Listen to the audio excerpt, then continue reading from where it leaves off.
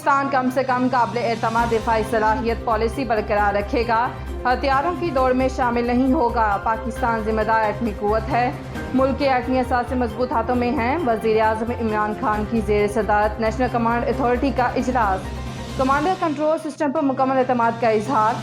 खित्ते में स्ट्रेटेजिक और रवायती हथियारों की दौड़ पर इजहार तशवीश, रोल की स्ट्रेटेजिक असासों की हिफाजत यकीनी बनाने पर इजहार इत्मीनान।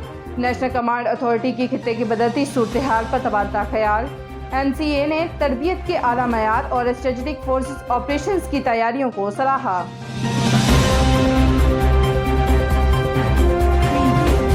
नई अफगान हुकूमत 11 सितंबर को हल्फ उठाएगी। तकरीब में रूस के ओहदेदार भी शरीक होंगे। पाकिस्तान और चीन का मुमकिन सानी बहरान से निमटने के लिए इमदाद भेजने का फैसला।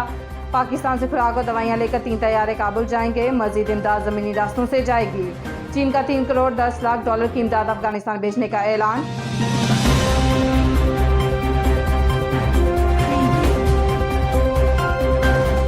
अब साबिक अफगान सदर अशरफ गनी ने अफगान सूरत हाल पर आवाम से माफ़ी मांग ली, खुद को एहतसाब के लिए पेश कर दिया।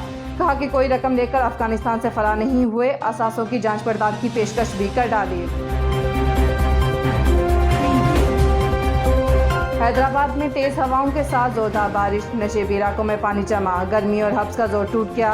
हैदराबाद समेत हैस्को रीजन के 141 फीडर्स ट्रिप करके वसी इलाका तारीकी में डूब गया। मजीद बाखबर रहने के लिए देखते रहिए अंडरग्राउंड न्यूज़।